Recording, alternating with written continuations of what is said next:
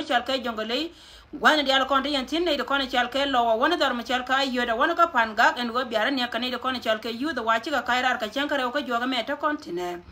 ko ke je wajen panke na kwiri na mande ka watin dung go kan panke na kwi toten kon te yantin ne cha wudien cha lo tin ci jawche ben kan ne kon la jal ka dora ken ye ne dia kon la nan ka mi we man ne tin kon te re dora to mi wajen cha jala ba ne tin kon te ka jongole ba ka la lar ka kwi ko kan yu te to ci ka kairar wan jel ke la mun medin ma gor je wajen bana ba ko man ping gwazin ko ba kulo man ping kana lara ken luno go wajen te wuje loy ka jongale ro e me awe ka yendi al biate ngai tin yen yudor diatin kon special ne de kono kwala chole nuare jidwar ma chal ke greta pan gaga were idwar ma chal ka yot mane dia kon chal ke lo ka dio gon dia kon tin tin go biate jeno ka jen misye ko no ko ka mende wala da kaneti ti mi cha jala go kan tika kairar ko kan panken la ka wo go dor diatin kon che kwen go da mo tel dor ken mala parka ken mu go jo wajja ne tin kon cha do nyam de man pale ne dia la kon cha do tung wi tong ne ken man pale jen point de bila chilan mu gor kon dum do yene ko ne chal ka jong le tin nyaka jong le kel kan ti kan panken biate ngai kan men chalat ya jala kan go kan panken chicken right nan chalat de mi chal ke red bell yes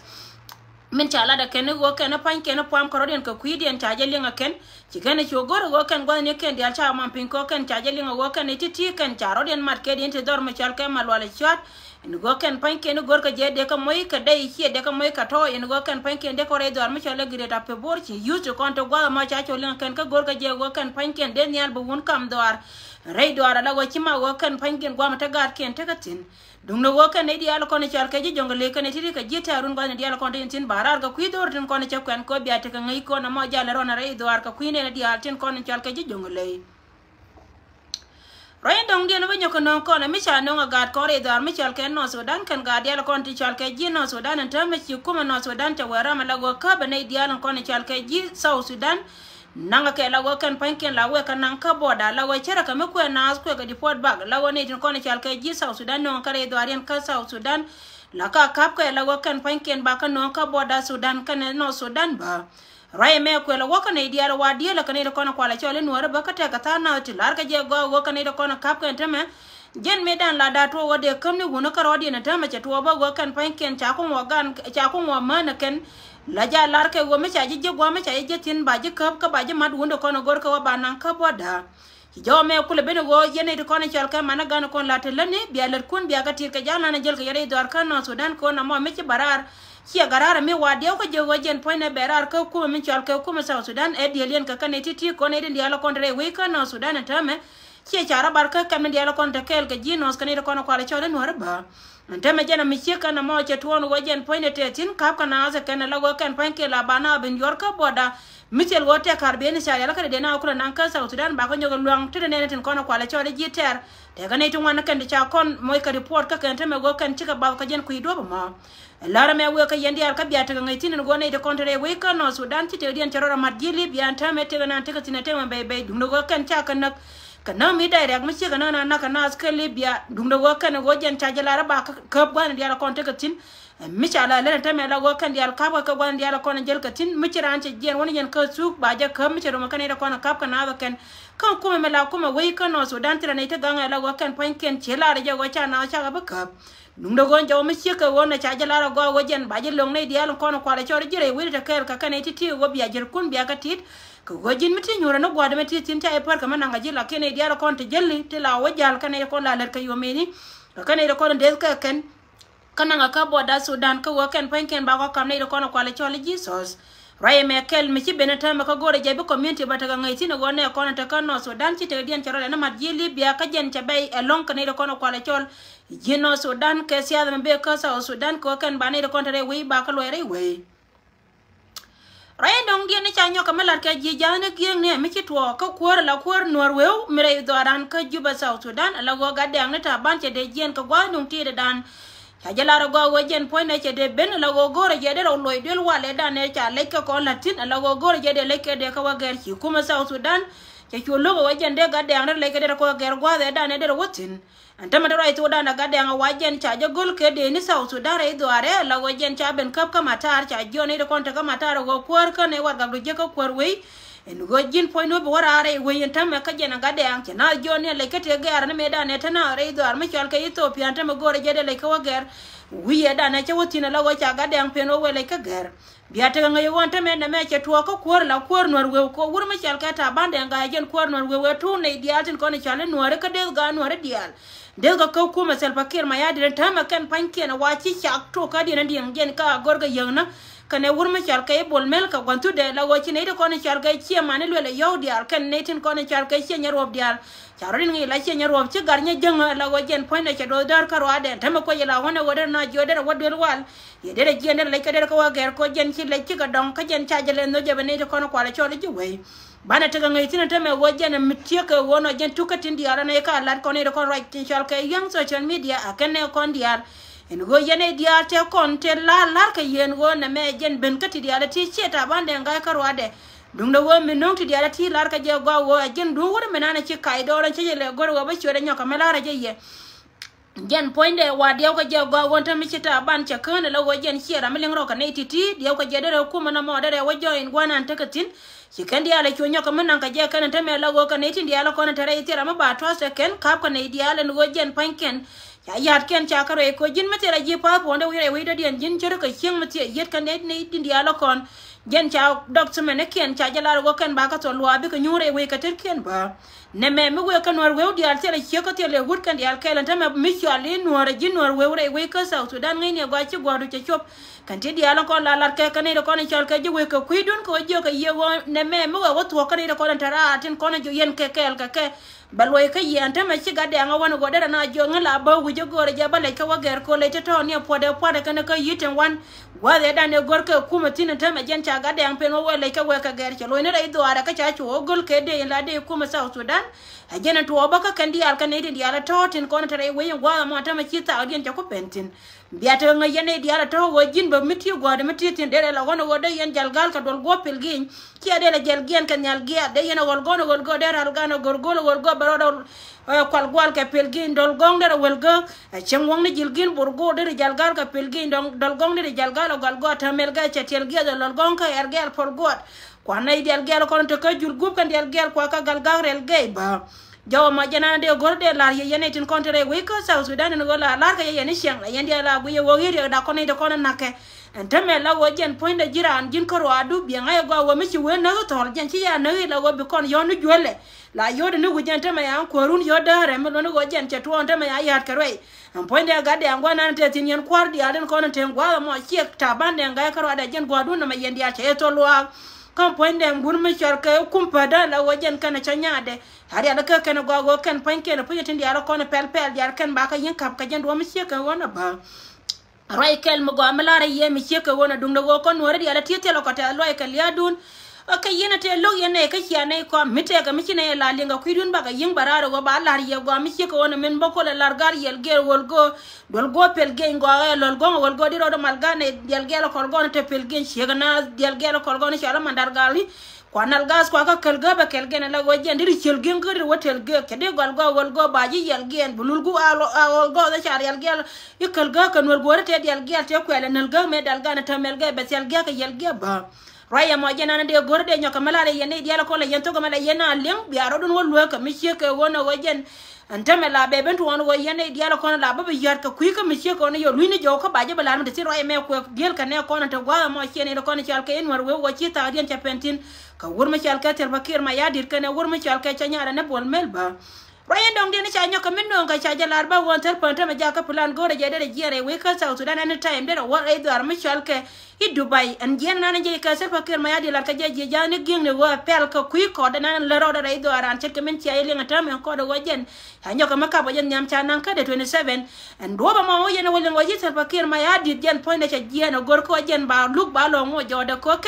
kan lan munde ang tin kona la kay kir nyal jeng bo may debe lu kan cha e gorde may lu tay kir nyal jeng te tin pulan dien ke lew cha se de ken a jena ko ala ne jente me wo kan go diara go ke kan cha ka de ni roy mi shi ka wona biya te ga dien tin ta bakir ma yadit be jena ne time cha la go wo jen point go ro ba dar ma cha ke Dubai we del wal kan jen sal bakir ma yadit de jen go jen ba kod ba lo ngote jo de ka tin diara kona la ke ken la gar kan wang na do ken ko go ken panken ma chang chika ga la ken karodian cha jo goro gojen ba joyen gojen te ka ke mai kala karodian la ka walo pin kala ro wa chole ji duar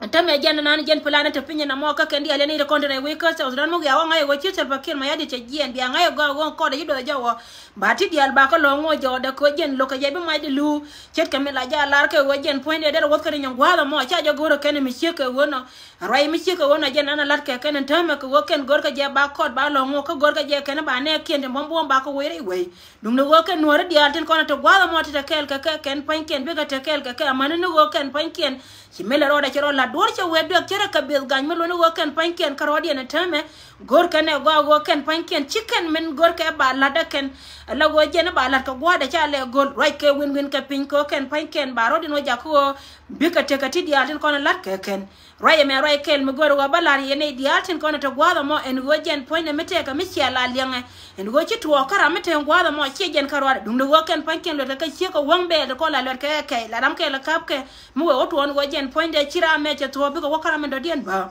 e jen na plan la ke ken me che ke wona tame go ken point ken cha kur chari ala ka ken dum do wo chicken mai bi yodan tame ba goro go ken point ken ba nyin ken ya la ko na ter ke ken ba kon jor ga meta da ka ba ne ken tin ko no go ke wo ka re we ba go jor ko wo dum do go kur chari ala ka ken ne dia la ko re we ka sa to dan me ngai ken tame te le ka me dien karo dien che ke min cha ya ngai go ken point ken ti ka te ka ga ga na karo dien lakin jen mo wo to ba to ka ke kan to dien ka ba be cho ban nya ba man ne tin ko no kwa la goro ken rai me awo ka yen dia la wo ser bakir ma yadi dar ka je ken je we go de je na time ko jen ba we be ban pin ka kuidel wala me nan te tin ko jen ba re we ne ko ken chet ka men cha jala go jen ba wo ka Dubai rai mi che ka wona be to anytime soon ka be chu te ka ngai re de wur mi chal ke riek bim top just riek bim top jen che chobre dor ka yun dai doran pan ka dor mi chal ke ijuba South Sudan wani chobe da ne chup ka je kana wo gwa na ne chari ala ka accommodation de che wo direct office kwar mi chal ke sel bakir ma yadi cha jo jin mi che ben che ko go chi rai cheling dum no wo ko nyoro gwa ma antama do rai to da na kan dial che wo pingin kel chara manana wo ka ne je cha je chol ka jen ba cha je cha jo wo ka gor ko wo kan panken gor ka je wo kan panken kan gar chol ga dang rew ba ka jol ka mo ko ka ke ko golar ka jetara mo kan ne ke antama do rai to da na kan gar chol ga da rew tin kon gor ke wo de ger rodian ka rodian a ko di rai na lar ke ji jaz ni ging ni won mi chal ke riek bim to mo wo lo jaw chu ko de cha bo ma long wo jaw la kur dar mi chal ke unity state dum do wote ka gar gon mi chal la ka ne de da rew ti ko ay gor go ba ka jol ka ma tuom ka ke ko golar ka jete ka bulti wan na kan ti lo ka me lar ken te me wo kan ti kana la go wo medan chungne kel ke kuma South Sudan ko kuma South Sudan ta me cha ko jo wo e dun wari mu no go kon ka kon wari ti ne jang ti ne de me chon ku janga lar ka je go wur mi chal ka riek bim to makana rai do mi chal ka unity state makana wo do ajen wo te kel ka bultin kon te lar ka je ken wo nuari kon cha ka bi chon kel ka jang an ta ma rai to dane ka ne ti ti yibere ti lar ka je wo bi chon kel ka wur mi chal ka chal bakir ma yadir ko ele gor wo ba gar ba ka ko njo ma we ko community bulli en go jene mi cheka ne meta ma chiri amelo bam no re dial bialu ko rodun yen bul ko rodun mo kan chare de che guje me mele roda meta ma ka gara daro ka jen plane cha plane wurjenga ko jen gore je be bul ba ko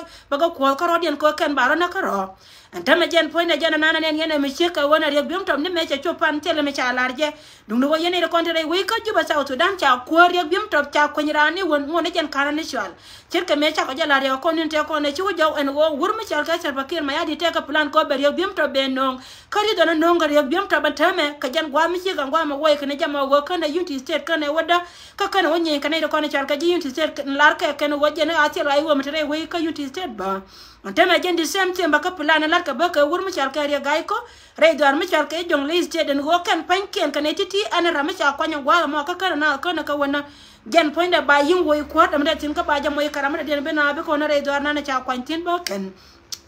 rai ma jana na lare ya kamin dida long e duninen gatin kono chalka gad dor buli en go tieda rodun kamela rode dini nuar karan ci dini position kuara tela gwame ci kuar ci tin mi chanki ne ti ci ga kana ta metela kuar ma nyaka nang to duel buli ci ga ruye inaf rai dor ma chalka e unity state dere la go ba go kan kwaite be kan to ko kuma membe be nyam ka wolar yene ka yenuari ka jan point na chele goro go bia liu ka yimal bia liu ka do me nan tu na re we ka South Sudan dere go apuji wo yen pan kun dere ko tan nyama be go na jendere nyoka me le bia na choro le nyoka jam ba nyoka nong ne tin ko na charo la ka gor mi da ken ko ken pan ken ba gad bulu ba ko nyoka me go ka ken rai ma we kan diatin kono te lingwa mo men pen gurmu chal ka riek bim top en tamata rai to dan en kwon ta bande ngai ka riek bim top en war na me chia ka koni irun tie en war na me de to go kan panken de ne ken de ka latin ko wajen cha ngai ken go kan cha ne din kono chal ga jikor ken cha ka tuom ajana ne yene go chi gargai ni ta ban che de jien go ga dang ni ta ban che de jien rai we ka cha wonyo kamal we ka jetina ken go ngai ken go am waje wali ngai cha we baro nyo mat gare da ne chi jien ka comedian bi comedian ke lu be chopen ba yo jo yo jen point na la family kume kana tin kono chal ka ji we ti ra chal ka ji South Sudan ka kui ka mi chi kono cha ya le gor kan go bete karame bi jien kana ro kono chal ka ji ko ari na jo la go kan panken bara wata njaw mo jena na pentin di alon konar karodien mulon go gade nga jana wala ka ger ka janya yo pen go ba wo antam ro to dan antam re we ka South Sudan kana ro kono chal ka ji party ken ma chal ka SPLA aji wani ke yar cha rodien ngat karodien dum do go kana ro kono chal ka che nyarop ana wur mi cha do nyam kande man pale a jena le ngurun do dien na cha do nyam kande man pale na ko kwarde ni amani siati na konta gwa mo mi cha ji cha gar ka jaw ala wo jin point do chi toy ta ara re puka jin wura mo cha ro cha yeli ngata me mulon go kan dial boy ka jem kuma South Sudan cha wujarian nyal ke le hotel me chi wujarian do de che rom ko ka de ray mo gor je biata ngai sin ta me go kan dial tere malat ka totin kanai dial konten gwa mo wona kanai dial te konte pa non kan chora le ni kanai te dial to kan dial te ke jude te la ka pa po ni ta ma ray to dane kan dial ya pa po ni ken cha ka kan ka cha ka to ko go ken pan ken dia ko je wo de rande ro ko la ri we ino ba we kan dial waram ke ngas ke kan gurmu chal ke kun po i karo ade rei we kan ga dial konten ko tem ne di dial we na ko kwar na gar go ne di dial to te ram ngas ke kan ka kan te ka plan din ko gor ka je wo kan ti kan pan ken ba gwa te ka tin ba yingai rai mo jena no gor go balar ye go chi gwa chop ko ko jen point ba nor we ba ka yen jolli ken gwa na te ka tin yene dial konten re we ka South Sudan cha ko ren cha dare cha yoden wale cha gol penye teme ke de la de kuma South Sudan la wo jen point nga de ngata ban ja radio len teme michi de we bi ka jokala la wer ka jinan ko jogo jogo churet ken wa mo rai ni ne tin kono chal ke le yo chi gar dia la kono cha yen kan nyal kan dia den cha nyam kan dia do nyaman pale ka kan de to kal wur mi chal ga ta ban de ngai ka chi ta ban de ngai ka ro de michi ro ne jen ka kan ne kon dia la kono ten wa mo rai dong dia ne dong bodo men lat ke ne tin kono chal ke ne tin nas ka kui ka meda ne chiro de lat ngan la barar kala mo anya jog de ka wo ngai je go wo me la ro gwa mo te kuma men chal ke kuma SPLA ai go te ka ngai ka me la ro de gwa mo milu no go jen mete ka makan kamrare kuma chala gwa go bina tin kono chal ke cha bi ka baro itin gwa no go jin bi barar ka cha ka jin bi go go bi ka balan me la to ka dor ka chilinga go rai da ne chialin ka gwana ne gato an ka chialin ba ka gwana ni ai de go ku rai en go cha bodi cha palwo en tin kono chal ke ji kuma SPLA ai wo ka bel ka gatin kono kwala chole yuda kan ka ku ko ngai ka je gwan go min chiro de lat gwa mo chi mo go ci kondi ate ga ngai en go jen point rai dor mi chal ka panel state tip baburuke ci ka chongwa kel ka wo kan tela ka jata jen jata me cha kulo no rai ka kata ban rai dor mi chal ka Ethiopia antama baya la la to pujen go jen point en bode da ne lip dia la go bane ling tit ka men ti alen ka gwana kon tin ti barari won ka yene tin dia la kon la ling ko ko non yene yelare go jen point de chero da la de mi ka wona dum do go jen tele ne dia tele ka ngai tin ram ke la na tin mo chi la chana cha ka jo ja ko jen pan ken ti dor ti dunyam mro yen go an chero da ko la tin ba nyo ka malare yen ta ma ka cha kon pam ka ne de kon cha ela da ken awaken kan ne cho gwa da na wakatin dum do go gwana na chika chongtina ta ma kan te dia te ko ne chialing tele ma balatina ta ma ko kon jol ka ma ba jo gor ka dang bi ka barar kan ne ko ne chal ka ji ko ma SPLA ai go ba ba kam la ler mi information mi cha tinga ken ka ba cho la lor ka men ti tuwa raya mo jena na balar yo go yene dia la ko ne ci loy kun ci ga de jas ka len ka mi ci ka wono loy du na ro da ka me pin ka kwa belgan kun kwa japel kan ga pan ken ci ka confuse ka me lat kan gwa mo ko gwa dia la ko ne rena sina ta ma ci de dia ci ka tin ci ka mi ci ngai go kan pan ken ta ko gwa ko ne ci ara ko ka tin ko ken bum mi na ne je kan do ra ken njaw ma banyo ka melara je ye go cha ra wader tin in cha la dan ta me pa konto ka rai ka jen gwa dung ti le mo bewo la ra go te ka gwa me ta ka tin ka na cho gwa na kwa la gwa ne ken tin ko na kwa la cho ji kuma SPLA aji che kuma Salva Kiir ma ya det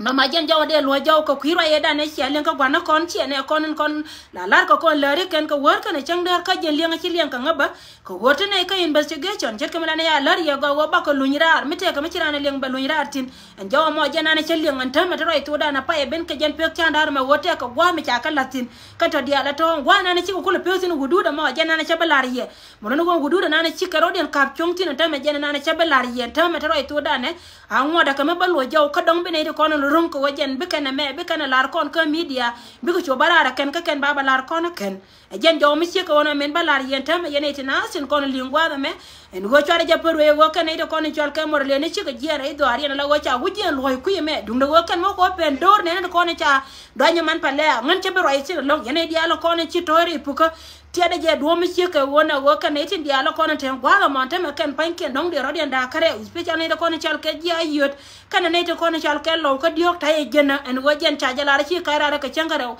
ka jena mun mi dit mi del ke kwakti bom ti dit karo ena ne chala ne to kon chol ke ji dwar a jo ma we ka yendi al ka jena ne be ngara tan baro ko garar pik yendi al ko mala yendi al po tan jena en go bia ngayo go panken kan war we ne cha wujen ko pa yot ala go gadang ta bana jena wala ka ger ko le ka yiga pere ko da ma be chai mi cha nonge wol ma chal ke pol mele ta me cha goro go jen po ne dere jien der wore del wal ko jen ba le ka ba ko ger ka cha pe no ba le ka ba ka wo ger dung do jen mi chi ko na chi gadang ka ro da kan nyam ne dial ba le kien ba ka ger ne we ko juba ci ga be ci gwana na woga tin ko cha del wal en cha ga bol mel ka na wol ma chal ka ter ba kir ma ya dit jaw ma jana na balar ya mi ci ka wona wo ci gwa ci ba kuiden kan dial ta ka jube kan dial ta me la wo nyur ka jude cer ka king mate yer ko ya pa po na ke na ka ko mi ci ga we je ka wana na woga tin kan panken cha be cho ba kan ka gor ko go kan panken ci ka te do me de jara ka ba na ma jalla la ka kan ci yang wo te ro dun ba ko wo ci yang social media bara kon yang social media ka gwa me be na ba ne lenga wala na do me de cho ka ye ko kon ba